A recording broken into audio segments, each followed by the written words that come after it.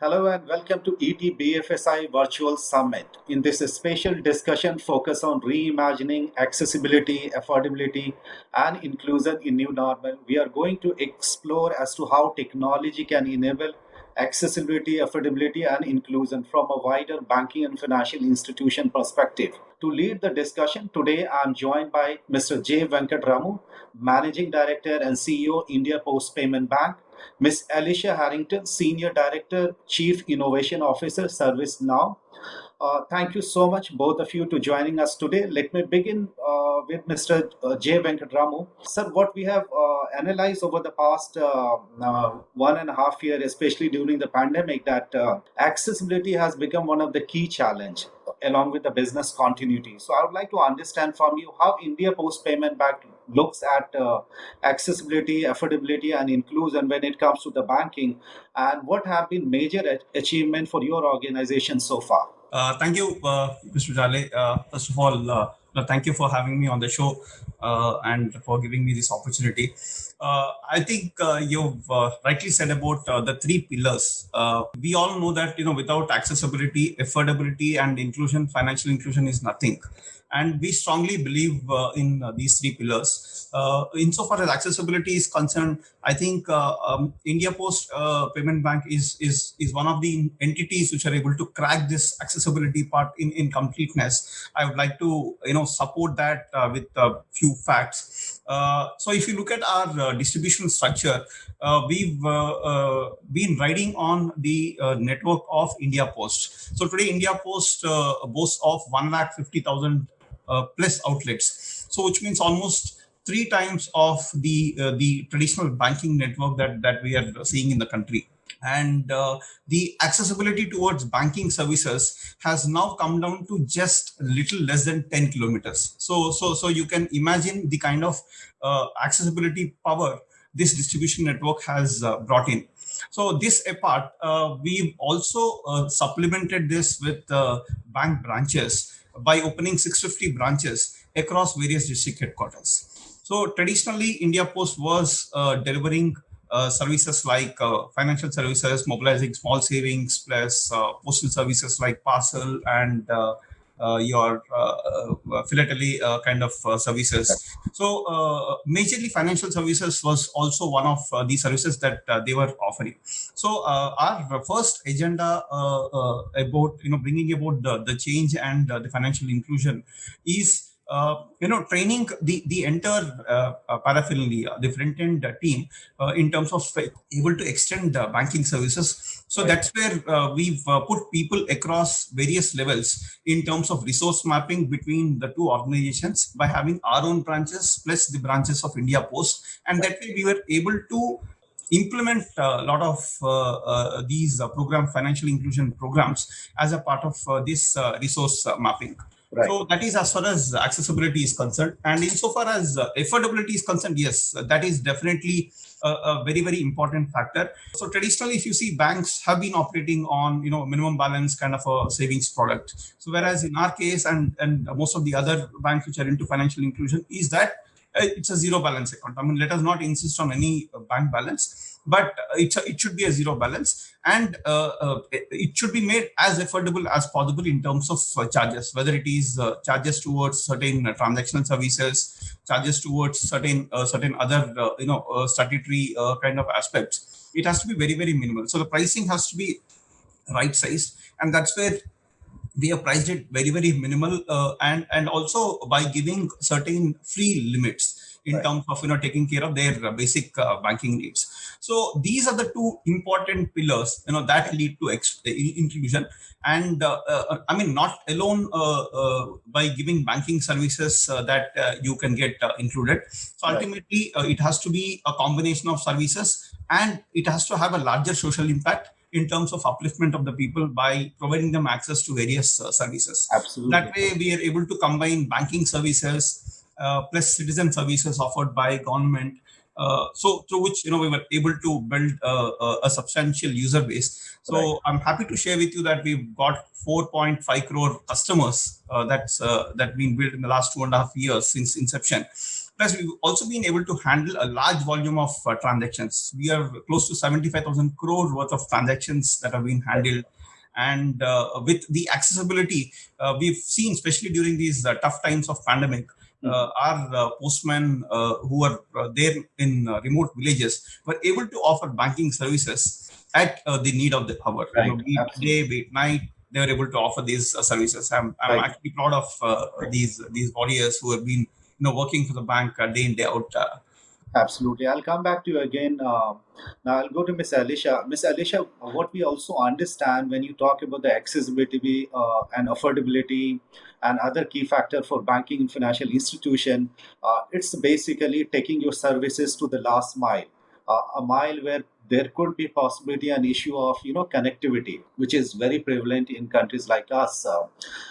That means your backbone technology backbone becomes quite important as to how you are capturing data, as to how you are processing the request that you are getting from fields. So I would like to understand from you, based on your experience, how do you look at the modernization part of a banking infrastructure which could enable accessibility, affordability, and also inclusion? And look, I think the main modernization and digital uplift that is happening right now and needs to further accelerate is really in the back office processing area of any bank. So this is where the heavy lifting actually really occurs when it comes to intensive manual processes that are often, wrapped with high operational costs, and they're heightened with the complexity of potential exposure to regulatory fines, various obligations. So you have a lot of different specialists in the bank working in the middle and back office areas across credit assessment, across KYC, across fraud. And these areas really need a connected, system of action and connected area to do their work. They need data flows coming in so that they can make informed decisions. So really, to sustain the customer service that's expected across, digital payments, across lending services, et cetera, to reach full accessibility, it comes down to being able to connect the front, middle, and back office across various complex systems that are currently in the bank. And you can do that all through looking at things like automated data feeds, automated data validation, driving data accuracy, and removal of rework that usually occurs throughout the bank, as well as really heightening a level of quality assurance in terms of the lending facilities and processes that are really underpinning all of these services during this time. Right. Mr. Venkatramu, one thing we also realized during the pandemic, in the first wave, also in the second wave, especially in the first wave, I mean, businesses, even the banks and all type of businesses were more concerned about as to how to ensure their business continuity. Some of them, I mean, most of the banks, they had, business continuity plans in place, and they were able to actually start and possibly enable work from home quite easily. But there were organizations which struggled with the VPN and all. So I would like to understand from you, given the fact that India Payment Post Bank reach is quite wider. I mean, you are across the country, you have large number of branches, and there are different hierarchy of people working. Some of them might not be very technology friendly, some of them might be. So how did you ensure business continuity in these difficult times? Yeah, very, very relevant. In fact, I don't have a complete answer for this because we are right now reeling under the second wave. See, as far as first wave concerned, as we all know, rural parts are not really very much impacted. In fact, first wave has really helped us in terms of business, I should say, in terms of speaking on various product lines, be it cash withdrawal through AEPS or opening of account. I mean, I can share some of the numbers with you. In the last year, we opened almost 2 crore accounts. So which means around 25 lakh accounts on a monthly basis. So every 2 seconds, which means every 2 seconds we open an account. I mean, that's the kind of, volume we could build because 90% of our operations is completely in rural areas. So that way, first wave has not really impacted from the business part. But when it comes to second wave, we've actually started seeing the impact. Where the numbers have substantially come down because of, again, the fear factor and also the largely rural part getting affected because of the pandemic. The performance so far has been subdued, and we're just hoping that we can overcome this in probably in few more weeks. But coming back to the business continuity, yes, in terms of continuing of these services, while we have multiple channels, one is on the network side, we have our own postmen who are working, extending these services. But toward the back end, yes, we've been having the continuity plans, and we have been operating through VPN connectivity.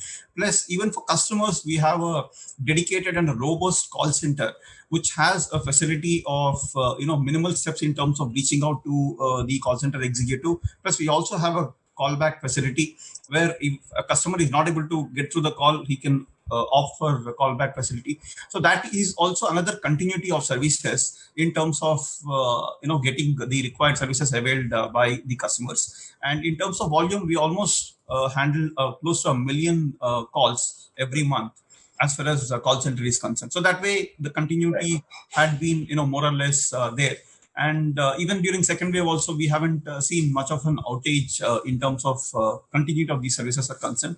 And that apart, even rolling out of new products and services has also not really impacted. Thanks to our vendors, they have supported us through these tough times, and we were more or less able to reach our deadlines in terms of new product rollouts. So that's way I think we were successful enough to overcome this challenge in these tough times. Right, right. Ms. Elisha, we also realize one fact that if you have basic architecture which is rightly in place, and if you have some level of automation, either in the back end or the front end, your ability to mitigate such challenge becomes quite high. I mean, you are able to handle it. Can you share based on your experience, given the fact that ServiceNow works with a lot of organizations across the world? How do you look at this entire concept of business continuity for banking sector? Yeah, absolutely. It's really about all of our customers in any bank around the world. It's their ability to absorb shock, their ability to quickly respond and assess what sort of crisis developments are occurring, being able to also prioritize the most critical areas that it is to their lines of business, as well as mapping the underlying critical services and architecture and infrastructure that underpin all of those services as well. So it's their ability to rapidly respond, ability to execute on their continuity plans. It's not just the plan in place, but it's an enterprise-wide view of understanding from a visibility perspective and reporting across the institution to provide real-time visibility and accountability across the different decisions that need to happen during a particular disaster, mishap, whether it's from a people, process, or technology perspective as well. So what various banks can do is do things like aggregating feeds, monitoring updates of internal sources, looking at an externally outside-in view, really looking at the potential impacts and stress testing those environments, assessing the impact across, where the disruption may occur as well, looking at their risk balance sheets and understanding where potential risk exposures may lie, also looking at executive alignment across the organization at different lines of defense and different business areas is really just a large mapping exercise that needs to be in place. And then also when identifying the issue and root cause analysis, you'd be able to then look at how you can recover and restore those services as quick as possible as well. Absolutely. Mr. Venkatramu, despite the fact that India Post Payment Bank is spread across the country, but one thing is also very factually true that you are trying to function like a digital organization. Because given the volume of the data and volume of the account you are handling and the potential that you have, I mean, you can't do things in a smarter way without digital. So I would like to understand from you, how is digital playing a role in your organization? And if you could share some details on as to what kind of digital platform you're using right now. No, I must say that physical alone is not sufficient, and we've worked out on the digital part a lot. And today, the fact that we are able to offer so many services thanks to the advent of digital technology is where we try to offer. So, in terms of the structure in which we operate is that the physical network of India Post plus the customers of India Post. Today, India Post is having almost 40 crore customers across various schemes who are availing small saving schemes. Plus, there are 4 crore customers of our own. So in terms of leveraging the digital technology, one is everything has been made paperless. So digital is actually helping us to build the scale. So today, the fact that we are able to open those many number of accounts, it is just because of technology. Shared technology is what enabling us, and our account opening takes little less than 2 minutes for an agent to open an account. Okay, for account opening, for Aadhaar seeding, and for various other services, digital is the way to go. Plus, it is offering a whole lot of convenience, digital. As I said, with India Post itself having so many customers, so they find it easy now for, say, depositing money into, say, various schemes. Somebody wants to deposit money into PPF account, they can actually do it through our mobile banking app. So similarly, for somebody to open an account, our mobile app has got a completely self-service account opening process. So every day we almost see more than 2,000 customers availing these services. So that way, digital is helping us in a lot of business continuity, and more importantly, I should say that it is helping us innovate in terms of products, because you never know how a product get actually utilized and what kind of needs are there for the rural customer. I can tell you there are two such innovative products that we have come up with. Like with many people not having smartphones, we come up with assisted UPA concept, where you can create a VPA for a customer who is not having a smartphone. So which means he can receive money through UPA, plus he can also send money using UPA, because that again gives convenience. So similarly, we had come up with something called a QR code as an identifier for them to identify the account number when they approach the agent. So these are some of the small little innovations that we did with the help of technology.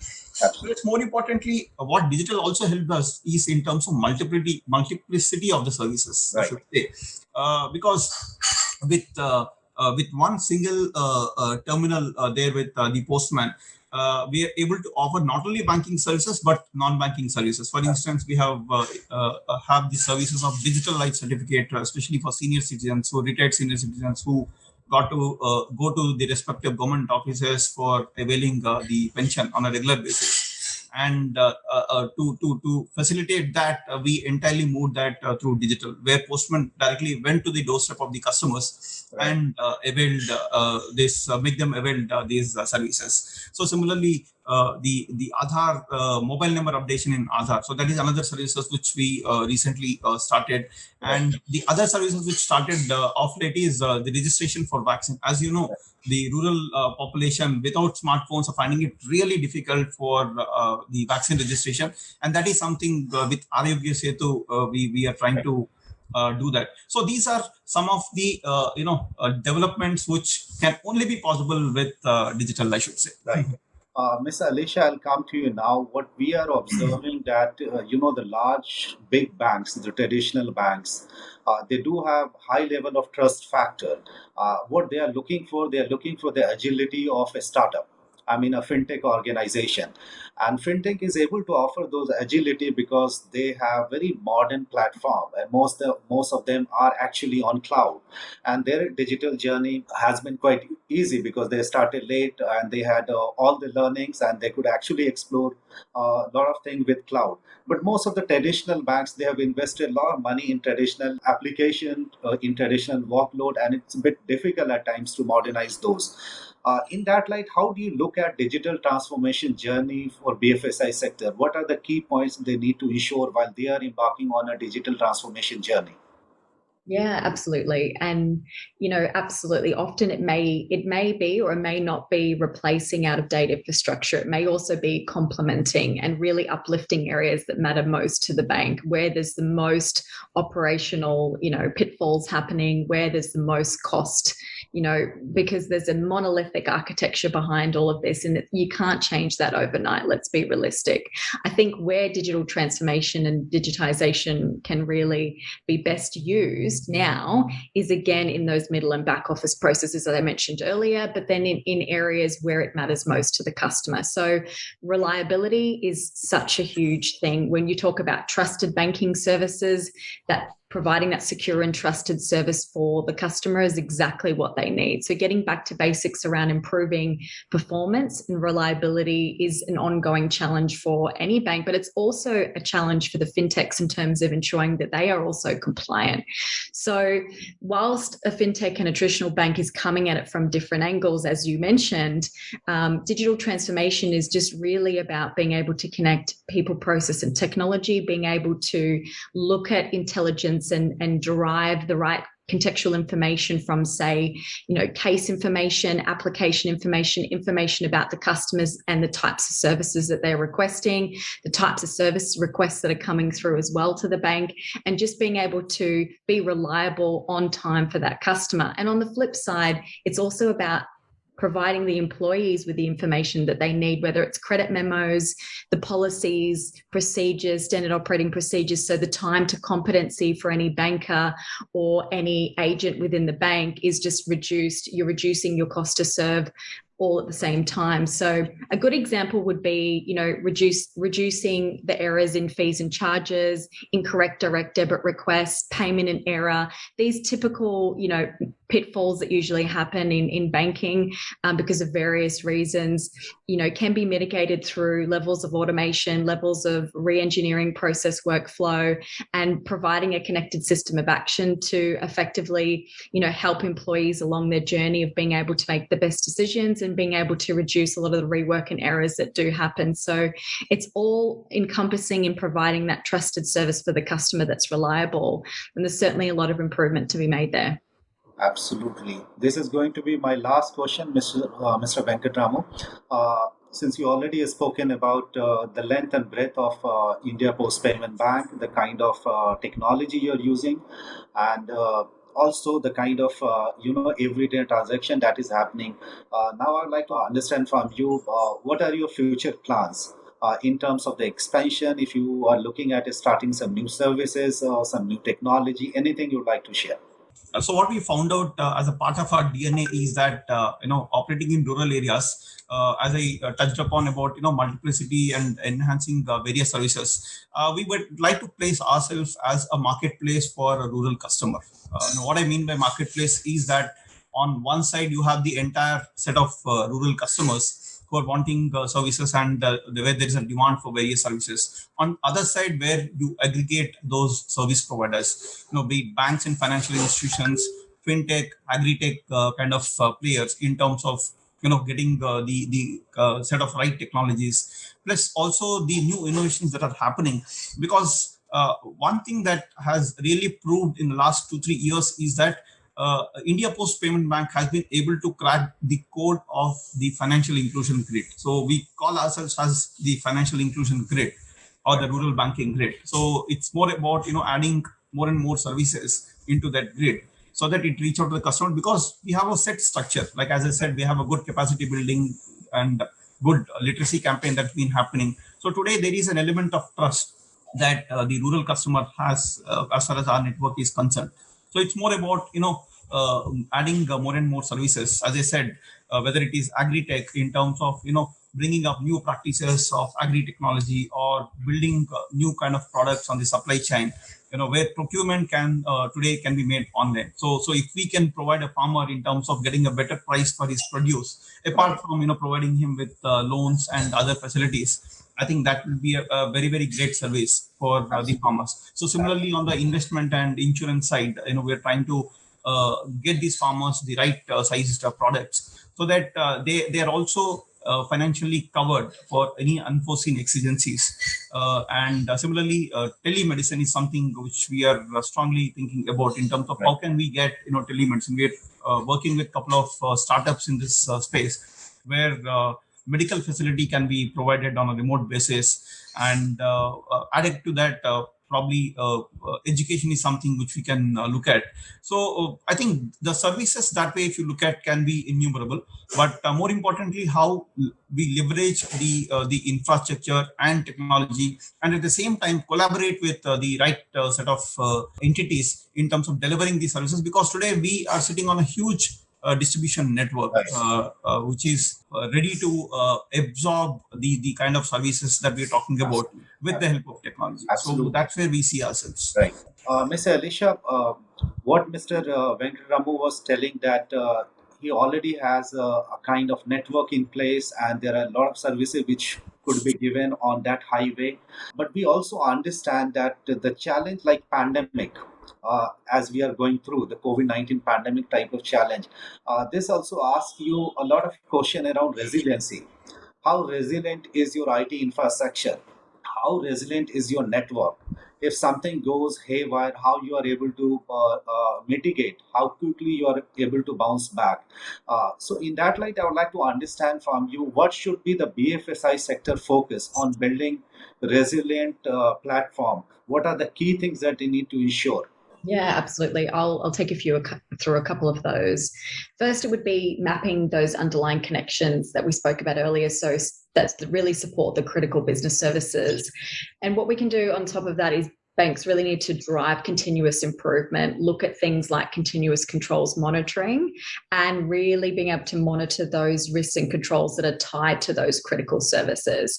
Another area is really creating an inventory of the essentials of the operations, right? So, and mapping all of those dependencies. So, identifying potential failures, looking at historic failures, and looking at prioritizing the level of impact as well, and also the likelihood of risk to that critical, say, system or process. And then prevention is key, being proactive. A lot of the time, sometimes it's a knee-jerk reaction after the fact, which then results in an event in the risk register or a major failure across the network. It's about building in machine learning, building in intelligence, building in as much as you possibly can to monitor all of having the capacity management in place, monitoring all those systems, and protecting those critical processes and systems. You could do things like conducting scenario tests, fine-tuning those controls over time, and just a big monitoring exercise in terms of looking at the root cause of disruption as it occurs in banking today. Mr. J. Venkatramu and Ms. Elisha Harrington, thank you so much for sharing your views on reimagining accessibility, affordability, and inclusion in new normal. Thank you so much for your time.